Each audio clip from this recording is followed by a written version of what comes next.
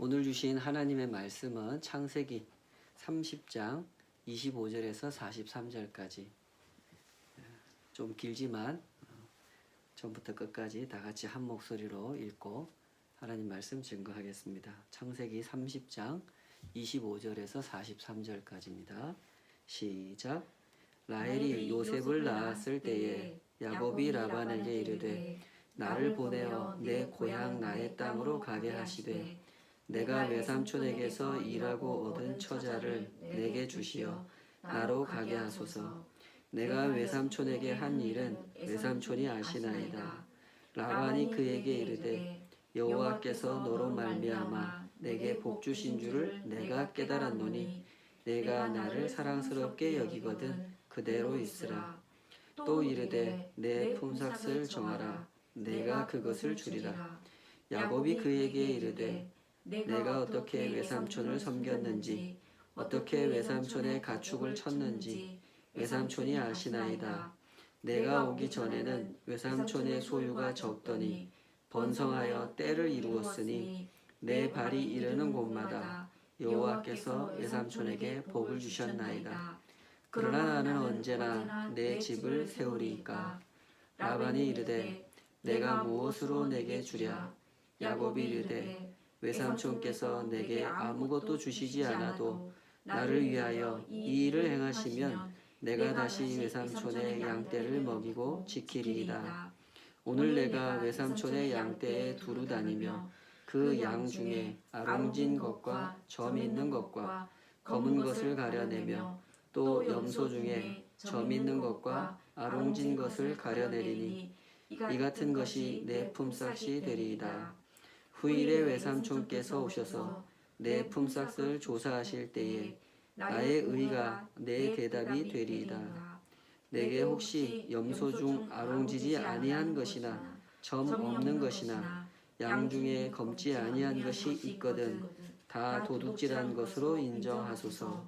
라반이 이르되 내가 내 말대로 하리라 하고 그날에 그가 순염소 중 얼룩무늬 있는 것과 점 있는 것을 가리고 암염소 중 흰 바탕에 아롱진 것과 점 있는 것을 가리고 양 중에 검은 것들을 가려 자기 아들의 손에 맡기고 자기와 야곱의 사이를 사흘 길이 뜨게 하였고 야곱은 라반의 남은 양떼를 치니라.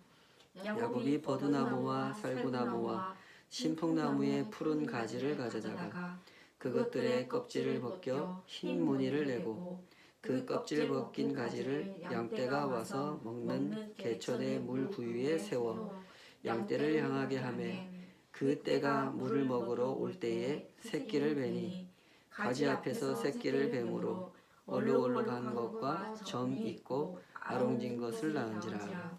야곱이 새끼 양을 구분하고 그 얼룩무늬와 검은 빛 있는 것을 라반의 양과 서로 마주보게 하며 자기 양을 따로 두어 라반의 양과 섞이지 않게 하며 튼튼한 양이 새끼 뵐 때에는 야곱이 개천에다가 양떼의 눈앞에 그 가지를 두어 양이 그 가지 곁에서 새끼를 베게 하고 약한 양이면 그 가지를 두지 아니하니 그렇게 함으로 약한 것은 라반의 것이 되고 튼튼한 것은 야곱의 것이 된지라. 이에 그 사람이 매우 번창하여 양떼와 노비와 낙타와 나귀가 많았더라. 아멘. 오늘 주신 말씀으로 튼튼한 양이 새끼를 뵐 때에는 이런 제목으로 말씀 증거하겠습니다. 교회의 갱신이라는 것을 고민하면서 많은 사람들이 지적하는 문제 중에는 이 승리주의라는 게 있습니다.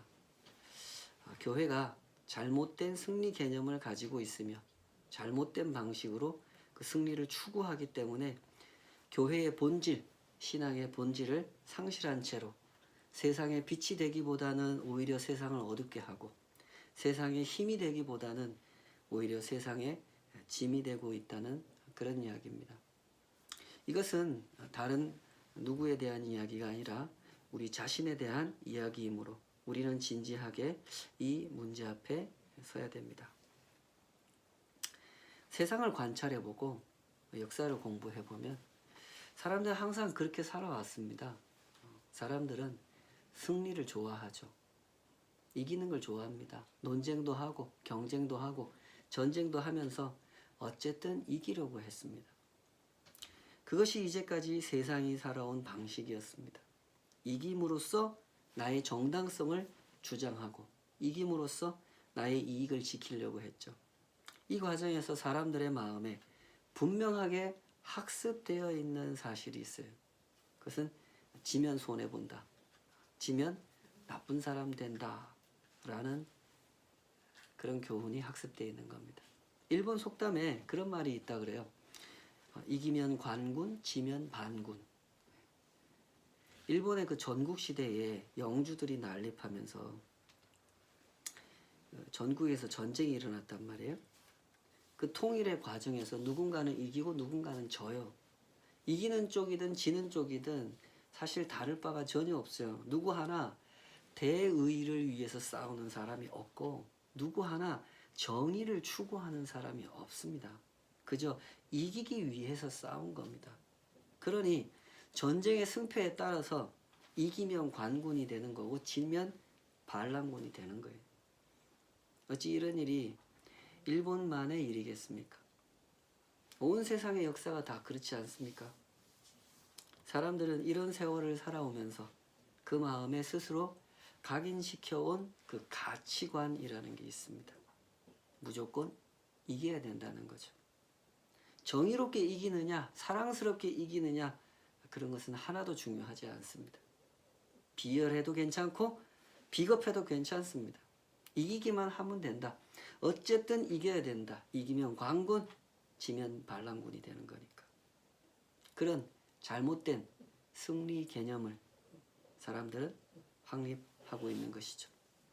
그러다 보니 논쟁이든 경쟁이든 전쟁이든 모든 다툼의 상황에서 발생하는 것이 거짓말이고 속임수고 약속해놓고 뒤통수 치는 것이죠. 심지어 자기가 배신해놓고도 상대를 비난하는 일조차 사람들은 서슴지 않고 자행하지요.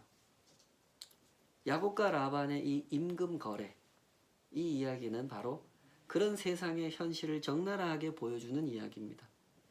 잘못된 승리 개념을 가진 사람들, 그들의 머리싸움, 그들의 속임수, 그들의 꼼수가 적나라하게 공개되어 있는 읽기에 민망한 이야기들이 가득한 인류의 자화상을 그려놓은 것 같은 그런 이야기죠. 자, 보십시다. 야곱이 삼촌 라반한테 임금을 요구하죠. 내가 이렇게 일할 테니까 이만큼 주세요. 근데 그 장면이 좀 이상해요. 우리 다시 한번 그 장면으로 가봅시다. 창세기 30장 32절 같이 읽어요. 시작. 오늘 내가 외삼촌의 양떼에 두루 다니며 그 양 중에 아롱진 것과 점 있는 것과 검은 것을 가려내며 또 염소 중에 점 있는 것과 아롱진 것을 가려내리니 이 같은 것이 내 품삯이 되리이다. 아멘. 보통 이 지역의 그 양과 염소는요 단색이에요. 진한 갈색이거나 하얀색이거나. 이 중에는 아롱진 것, 즉 얼룩무늬, 점 있는 것, 이것은 흔하게 태어나는 게 아닙니다. 전체 무리 중에서 약 2% 내지 3% 정도밖에 되지 않는 그렇게 희귀한 종류가 이 아롱진 것, 점 있는 것, 그런 새끼들이 그만큼밖에 안 태어나요. 목축으로 잔뼈가 굵은 야곱이 이 사실을 모를 리가 없습니다. 누구보다도 이걸 잘 아는 사람이에요. 근데 야곱같이 욕심 많은 사람이 어떻게 이런 제안을 했을까요? 당시에 돈을 받고 일하는 목자들은 자기가 치는 양무리에서 태어나는 새끼 중에 20%를 자기 몫으로 가져가요. 이게 당시의 기본적인 거래의 비율이었어요. 그런데 야곱은 2% 3%밖에 태어나지 않은 이 얼룩무늬를 내가 가져가겠다라고 제안을 한단 말이죠. 왜 그랬을까요? 여기에는 두 가지 이유가 있어요. 첫째로 라반으로 하여금 이 거래를 수락하게 만들려고 이런 제안을 하는 거예요. 라반 아주 인색한 사기꾼이거든요.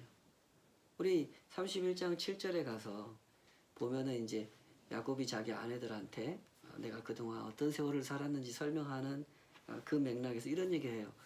라반이 자기하고 임금 거래한 거를 무려 10번이나 어겼다. 약속해놓고 한 번도 지킨 적이 없다.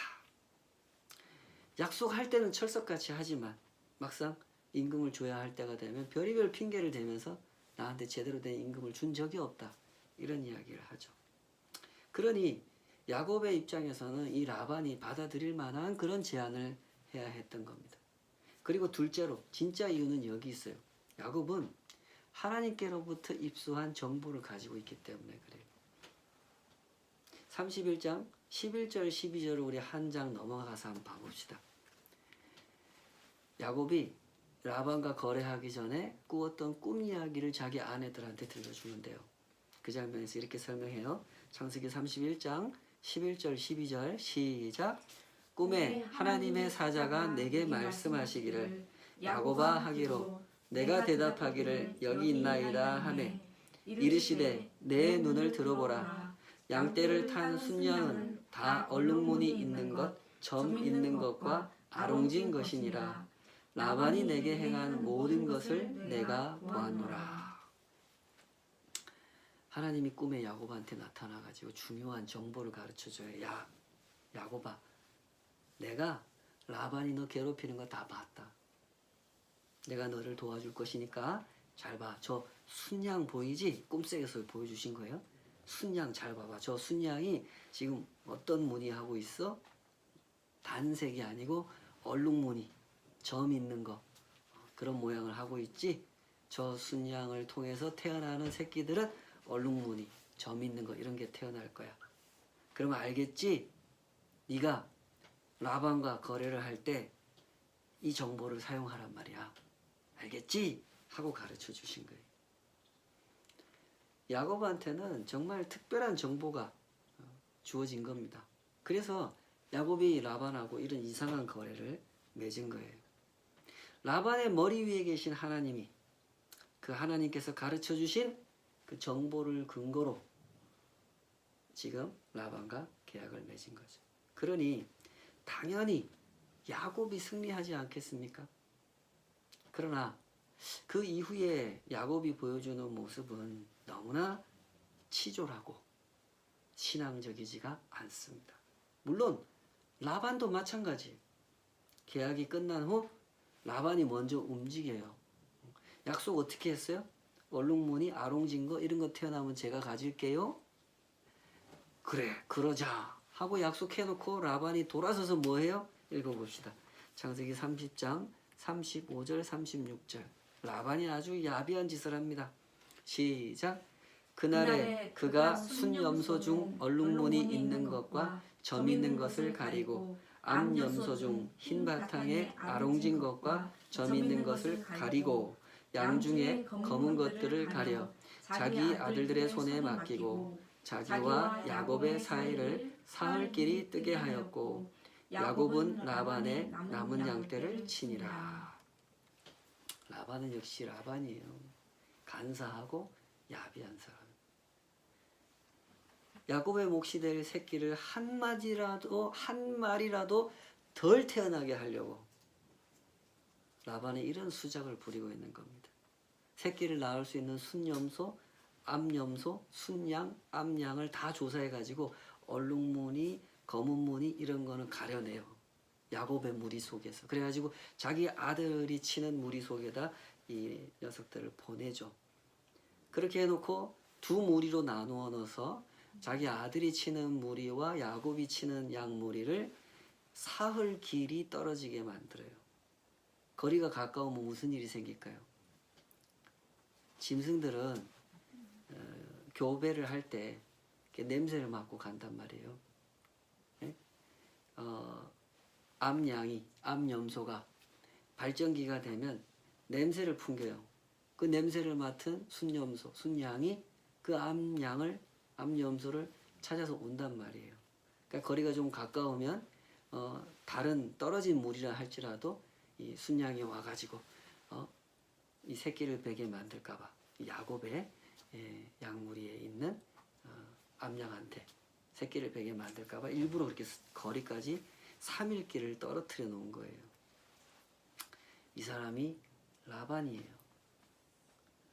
이렇게 악랄한, 이렇게 비열한 방법을 쓰고 있으니 어떻게 야곱이 라반을 이길 수 있겠습니까? 그런데 잘 보세요. 지금 야곱에겐 누가 함께 하신다고요? 하나님이 함께 하세요. 그러니 라반이 어떤 속임수를 쓰더라도 야곱이 이길 수밖에 없어요. 사실 야곱이 이기는 건 하나님이 정해 놓으신 거란 말이에요. 그런데 야곱은 아직 야곱이에요. 야곱이라는 이름 자체가 속이는 사람 이런 뜻이거든요. 야곱은 하나님께서 가르쳐 주신 정보를 순수하게 의지하지 않아요. 하나님이 내 편에 서 계시는구나. 하나님이 이렇게 일하시는구나. 그걸 붙들고 딱 나아가는 게 아니고 하나님이 주신 정보에다가 자기의 꼼수를 보태요. 가임 기간에 있는 그 암염소, 새끼를 뵐 수 있는 암염소, 암양이 물을 먹을 때 그 껍질을 벗긴 버드나무 가지, 신풍나무 가지. 신풍나무가 뭐냐면은 그 플라타너스의 일종이에요. 그 가지의 나무 껍질을 벗겨가지고 이렇게 얼룩무늬가 되게 만들었단 말이에요. 그래서 그 얼룩무늬를 보면서 새끼를 베도록 그렇게 유도를 했다는 거죠. 물론 이건 전혀 과학 상식에 부합하는 그런 얘기가 아닙니다. 멘델의 유전 법칙 들어봤죠?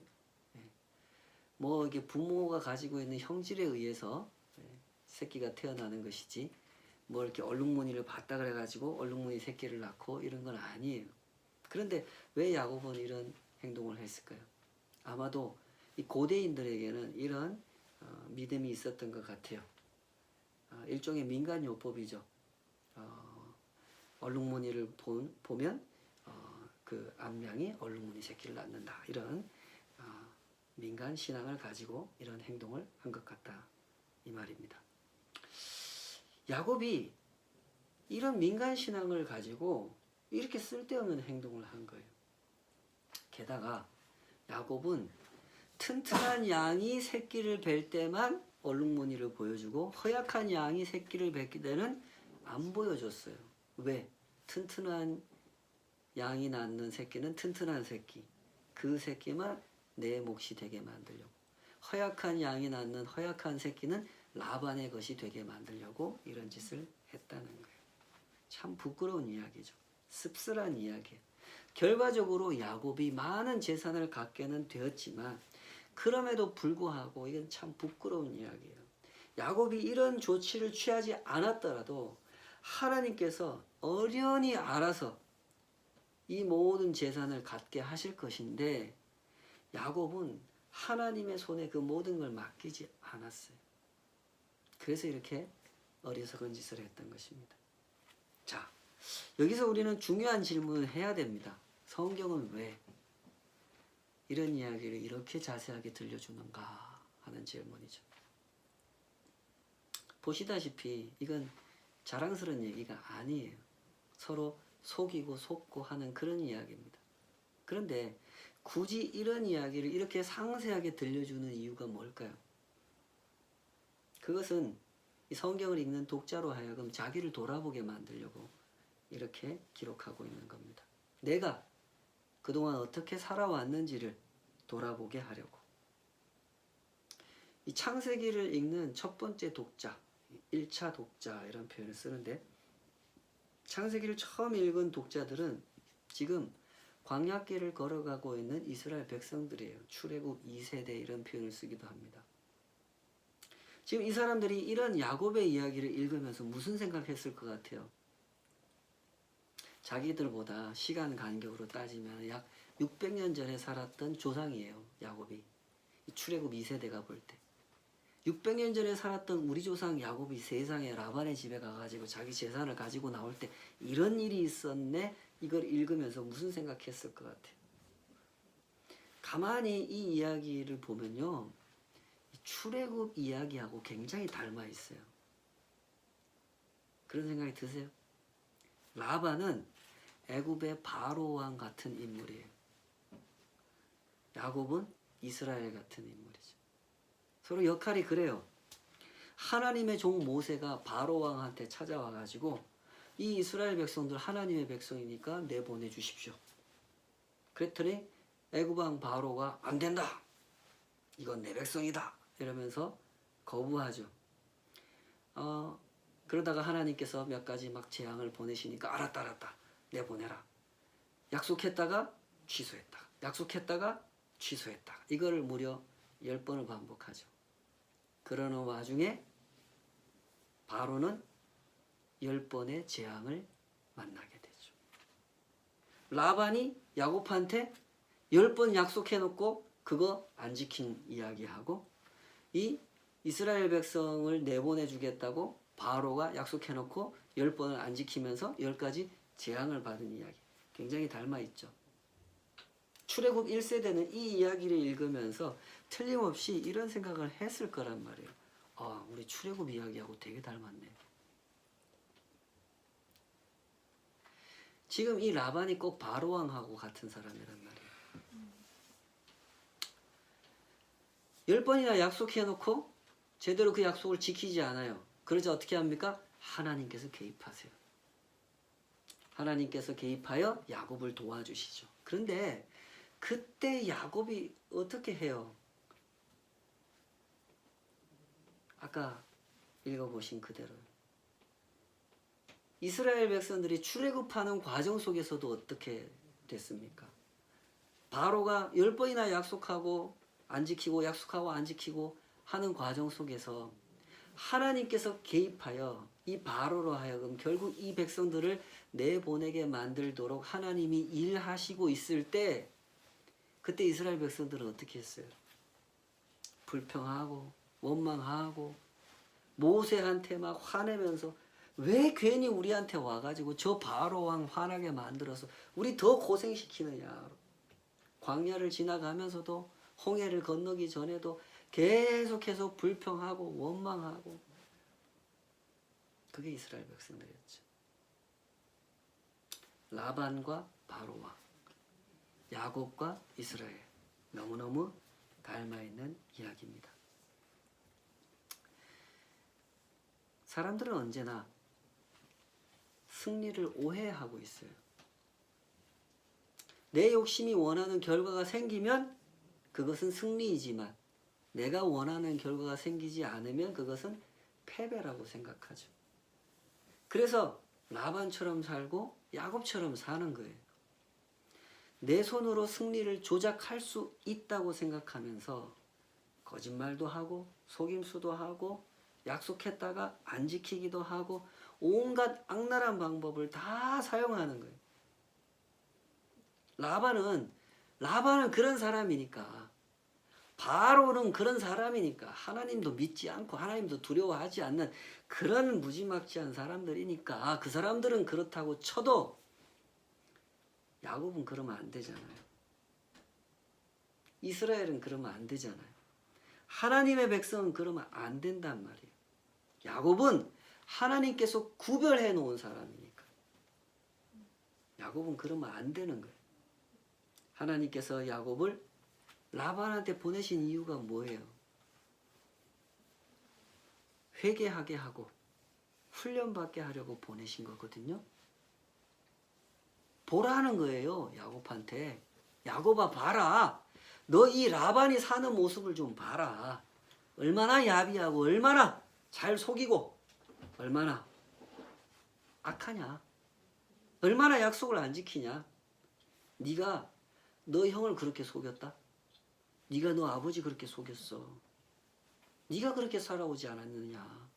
부디 라반과 함께 지내면서 너의 삶을 정직하게 돌아보거라. 그리하여 회개해야 된다. 온전히 회개하여 나 하나님이 너를 통해서 하고자 하는 그 선한 일에 참여하거라. 이게 바로 하나님이 야곱을 라반에게 보내신 이유예요. 그러나 야곱은 전혀 하나님의 뜻을 생각하지 않고 살았단 말이에요. 야곱은 언제나 내가 갖고 싶은 것에 몰두하고 있었죠. 장자권도, 내가 사랑하는 여자도, 가정도, 자식도, 재산도, 야곱은 그 모든 것이 하나님의 것이라고 받아들이지 않았습니다. 그것은 다 나를 위해 존재하는 것이라고 굳게 믿으면서 내가 원하는 것은 반드시 갖고야 말겠다 하는 그 자세를 버리지 않았죠. 그러다 어떻게 됐습니까? 야곱이 갖고 싶은 거 다 가졌습니까? 다 가졌잖아요. 장자권도 갖고, 여인도 갖고, 가정도, 재산도 다 가졌잖아요. 오늘 본문을 보세요. 큰 부자가 됐잖아요. 갖기는 다 가졌어요. 그러나 야곱이 욕심내는 대로 가진 게 아니고 야곱이 이기는 방법을 잘 썼기 때문에 그걸 가지게 된 게 아니고 하나님의 은혜 덕분에 가지게 된 거예요. 하나님이 주셨기 때문에 갖게 된 것이라고. 그런데도 야곱은 그 사실을 인정하지 않았죠. 말로는 하나님이 복 주셨다, 하나님이 복 주셨다. 말은 그렇게 말해요. 그러나 실제로는 전혀 인정하지 않았죠. 왜 그랬어요? 야곱의 머릿속에는 이 잘못된 승리 개념이 자리 잡고 있기 때문에 그래요. 승리는 하나님께 있는 것이고 하나님을 따라가는 그 자체가 승리라고 생각하는 것이 아니라 내가 갖고 싶은 것을 내가 방법을 잘 쓰고 내가 상대방을 잘 속이면 내가 그 승리를 갖게 된다라고 생각하는 잘못된 승리 개념을 가지고 있었기 때문에 야곱은 이렇게 살아왔던 것입니다. 하나님과 동행하는 사람이 승리한 사람이 아니라 내 욕망하는 것을 가진 사람이 승리한 사람이라고 야곱은 그렇게 생각했던 겁니다. 때문에 이렇게 부끄러운 행동을 부끄러운 줄도 모르고 이렇게 저질러 버린 거죠. 야곱이 이런 수작을 안 부렸으면 그 많은 가축을 못 가졌을 것 같아요. 어떻게 생각하세요? 야곱이 이런 짓 안 해도 하나님이 다 주셨을 거예요. 그렇지 않습니까? 알렌 클라이더라고 하는 교회사 전문가가 있는데요. 그분이 책에서 이런 이야기를 들려줍니다. AD 200년, 기원 후 200년경에 귀족 출신의 퍼피투아라는 이름을 가진 한 여성이, 이 상류층 여성이 북아프리카 카르타고라고 하는 그 지역에 있는 원형 경기장에서 처형을 당하게 되는 이야기입니다. 물론 무슨 잘못을 해서 처형을 당하는 게 아니고 그리스도인이라는 이유 때문에 처형을 당하게 돼요. 이 처형 당하는 날이 황제의 생일이었고 그 황제의 생일을 축하하는 할 겸 그리스도인들도 처형하고 하는 그 행사가 그 원형 경기장 안에서 벌어지는데 검투사 경기도 벌어지고 수천 명의 구경꾼들이 와가지고 그 광경을 목격하고 있어요. 이 상류층인 이 여자가 노예와도 같은 이 다양한 그 사회적 배경을 가진 여러 남녀와 함께 다른 동료 그리스도인들이죠. 그들과 함께 어떻게 처형을 당하는가 이걸 구경하고 있어요. 그때 이 구경하던 사람들이 신기한 장면을 목격하게 되거든요. 뭐냐면 이 귀족 출신인 이 퍼피투아가 하류층 출신인 나머지 그리스도인들과 함께 순교당하기 전에 서로 입맞춤으로 인사를 하게 되는 거예요. 이런 건 처음 봤거든요. 이거는 이 당시 사회에서 있는 일이 아니에요. 입맞춤으로 인사하는 건요. 사회적 계층이 같은 사람들끼리 하는 거예요. 상류층은 상류층하고만 해요. 하류층은 하류층하고만 하죠. 근데 이 그리스도인들은 달라요. 상류층하고 하류층 사람하고 같이 서로 사랑의 입맞춤으로 인사를 나누는 거예요. 그 모습에 사람들은 당황하죠. 아니 어떻게 상류층 여자가 저럴 수 있는가? 그러나 그리스도인들의 이건 너무나 당연한 일이죠. 예수님 안에서 모든 사람은 형제 자매니까요. 동등한 지위를 가지고 있고 서로 친밀한 사랑 안에서 교제하고 있기 때문에 가능한 것이죠. 이 모습을 보는 사람들의 반응은 두 가지예요. 한편으로 너무나 이상해 보이는 거고 한편으로는 정말 매력적이에요. 야, 세상에 저런 사람들이 있구나. 그리스도 안에서 맺어진 형제, 자매 관계라고 하는 것은 이렇게 계층을 초월하는 그 사랑인 것이구나 하는 것을 느껴보게 되는 것이죠. 이런 장면은 오늘을 살아가는 우리 성도들에게 참된 승리가 무엇인지를 가르쳐주는 중요한 메시지를 담고 있어요. 초대교회 성도들은 이 성경적인 승리 개념이 무엇인지 정확하게 가지고 있었던 거예요. 내가 누구보다 더 우월하다라는 사실을 확인함으로써 승리를 추구하지 않았던 사람들. 또한 나를 대적하는 사람을 물리쳐내는 나를 확인함으로써 승리를 추구하지도 않았던 사람들. 그 사람들이 초대교회 성도들이에요. 이 사람들은 예수님께서 가르쳐 주신 그대로의 그 성경적 승리 개념을 가지고 있었던 겁니다. 예수님께서 그 산상수훈이라고 하는 그 유명한 설교 말씀을 하시는 장면에서 이런 말씀하죠. 마태복음 5장 10절에서 12절을 제가 읽어보겠습니다. 의를 위하여 박해를 받은 자는 복이 있나니 천국이 그들의 것이니라. 나로 말미암아 너희를 욕하고 박해하고 거짓으로 너희를 거슬러 모든 악한 말을 할 때에는 너희에게 복이 있나니 기뻐하고 즐거워하라. 하늘에서 너희의 상이 큼이라. 너희 전에 있던 선지자들도 이같이 박해하였느니라. 이게 바로 참된 승리예요. 참된 승리는 죄에 대한 승리, 악에 대한 승리라는 사실을 예수님의 제자들이 이렇게 배웠고 배운 대로 그 승리를 맛보면서 걸어갔던 거예요. 부디 참된 승리가 무엇인지 잘 분별하시기 바랍니다. 성경이 우리에게 설명하는 진짜 승리는 간단히 말해서 십자가예요. 세상의 힘, 세상의 자랑, 세상이 주장하는 그 거짓된 가치를 완전히 무력화시켜버리는 진짜 승리. 그것은 죄에 대하여 죽고 의에 대하여 사는 십자가와 부활인 거예요. 이게 진짜 승리예요.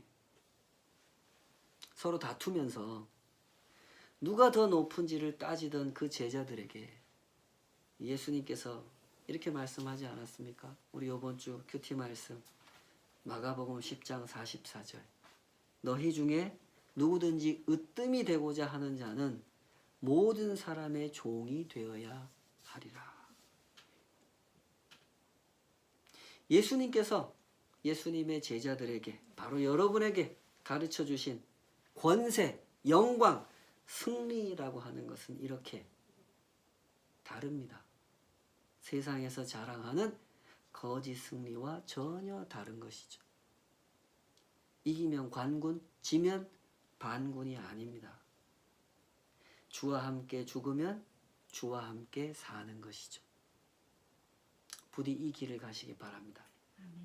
이 길에서 참된 승리를 맛보시고 참된 영광을 누리시기 바랍니다. 그리스도인은 세상에서 예수님의 승리를 증거하는 사람입니다. 그리스도인이 세상에서 예수님의 승리를 어떻게 증거합니까? 남들보다 돈을 더 많이 벌어서, 남들보다 더 대단한 일을 해서, 남들보다 더 인정을 받으면서 예수님의 승리를 증거하는 것이 아닙니다. 주와 함께 죽고 주와 함께 삶으로써 주님의 승리를 증거하는 것이죠. 성경이 증언하고 수많은 예수님의 증인들이 증거한 진짜 승리가 뭡니까? 이 퍼피투아 자매 같은 그 콜로세움의 순교자들이 증거한 진짜 승리가 뭡니까? 저들이 자랑하는 황제의 힘, 저들이 자랑하는 돈의 힘, 저들이 자랑하는 그 군중의 힘, 그 어떤 것도 예수님의 이름을 위하여 자기의 목숨을 내어놓는 저들의 승리를 가로막지 못했다는 것입니다. 이것이 그리스도인들이 증거하는 승리입니다. 진짜 승리죠. 세상이 자랑하는 그 어떤 힘도 십자가 앞에서는 아무 힘을 쓸 수가 없습니다. 주와 함께 죽고 주와 함께 사는 참된 승리의 길을 매일매일 걸어가시기를 주님의 이름으로 축복합니다. 아멘. 우리 같이 기도하십시다. 아버지 하나님, 저희들은 매일 승리를 향하여 나아갑니다. 진짜 승리하고 싶고 참된 승리를 증거하고 싶습니다. 그러나 저희들의 마음속에 참된 승리를 가로막는 잘못된 개념의 승리, 잘못된 방식의 승리를 추구하는 그런 버려야 할 가치관과 버려야 할 삶의 방식이 있습니다. 이 모든 것을 주님 앞에서 정직하게 성찰해보고 마땅히 주님의 그 손을 의지하여 버릴 것은 버리고 취할 것은 취할 수 있기를 원하오니 오늘도 이 말씀이 우리를 가르치실 때에 그 말씀을 따라 과감하게 버릴 수 있도록 저희들을 인도하여 주시옵소서. 너무나 잘못된 승리 개념을 가지고 있어서 전혀 이상한 방식, 전혀 교회답지 않은 방식, 전혀 신자답지 않은 방식으로 승리를 선포하려 하고 있는 오늘날 많은 잘못된 그리스도인들의 모습, 잘못된 교회의 모습을 목격하면서 나 역시 저들과 같이 잘못된 길을 가고 있지는 않은지, 또 그 길을 가려고 그토록 갈망하고 있지 않은지 우리 각자의 영혼을 돌아볼 수 있도록 주님, 우리 마음에 주님의 은혜를 허락하여 주시옵소서. 야곱을 인도하신 그 걸음 속에서 왜 야곱을 라반에게 인도하셨는지 라반을 좀 보라고, 너도 그와 같이 살아오지 않았느냐고, 지금도 그렇게 살고 싶어 하지 않느냐고, 그것을 내려놓아야 한다고, 오직 하나님의 손을 의지하고 그 손이 인도하시는 대로 걸으며 주와 함께 죽고 주와 함께 사는 그 영광을 함께 맛보라고 주님이 초대하시는 그 음성을 주여 우리 모두가 듣고 따라가게 하여 주시옵소서. 이제는 우리 주 예수 그리스도의 은혜와 아버지 하나님의 크고 놀라우신 사랑하심과 성령 하나님의 내주하심과 주의 진리의 말씀으로 우리의 양심을 깨우시고 그 양심이 살아 활동하도록 하나님의 앞서가신 길을 따라 걷는 그 기쁨을 사모하며 주님을 따르도록 도우시는 그 성령 하나님의 거룩하신 역사가 오늘 이 하루를 코로나 때문에 힘겹게 이겨내고 있는 그 과정 속에서도 결코 주님을 놓치지 않고 참된 승리의 길을 걷기를 사모하는 모든 주의 백성들 삶 위에 이제로부터 영원까지 함께 하시기를 간절히 축원하옵나이다. 아멘. 아멘.